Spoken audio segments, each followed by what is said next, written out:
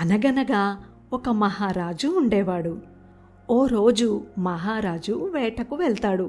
అడవిలో అతడికి ఒంటరిగా ఉన్న ఒక కోతిపిల్ల కనిపిస్తుంది. దానిని చూసి జాలిపడిన రాజు తనతో పాటు కోతిపిల్లను తీసుకువస్తాడు. రాజభవనంలో కోతిని తనతో పాటే ఉంచుకుని ప్రేమగా పెంచుకుంటాడు. అలా కొద్ది రోజులు గడుస్తుంది. ఓ రోజు మహారాజు కోతిని పిలిచి, నాకు చాలా నిద్ర వస్తోంది, ఎవ్వరూ నా నిద్రకు ఆటంకం కలిగించకుండా చూసుకో అని కోతితో చెప్పి నిద్రపోతాడు మహారాజు. కాసేపటికి గాఢ నిద్రలోకి జారుకుంటాడు. మహారాజు చెప్పినట్టుగానే కోతి పక్కనే నిలబడి ఎవ్వరూ నిద్రకు ఆటంకం కలిగించకుండా చూస్తూ ఉంటుంది. ఇంతలో ఎక్కడి నుండో ఒక ఈగ ఎగురుకుంటూ వస్తుంది. వచ్చిన ఈగ రాజుగారి కాలి మీద వాలుతుంది. వెంటనే కోతి ఈగను తరమగా వెళ్ళిపోతుంది. కాసేపటికి మళ్ళీ వచ్చిన ఈగ రాజుగారి చేతి మీద వాలుతుంది.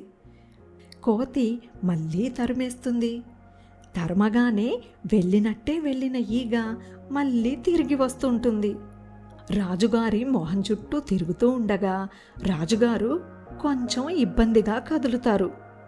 రాజుగారి నిద్రకు ఈగ ఎక్కడ ఆటంకం కలిగిస్తుందోనని కోతి హైరాణ పడుతూ ఈగను తరుముతూ ఉంటుంది.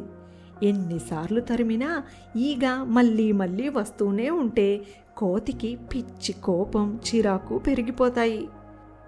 ఇలా కాదు, ఈ ఈగ పని చెప్తాను అని అనుకున్న కోతి రాజుగారి కత్తి తీసుకుంటుంది.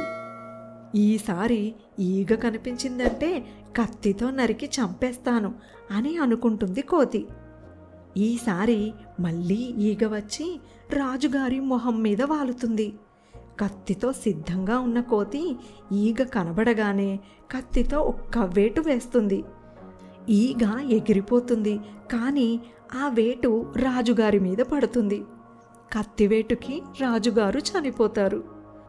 అందుకే మూర్ఖులను పక్కన ఉంచుకోవడం ఎప్పటికైనా ప్రమాదకరమే.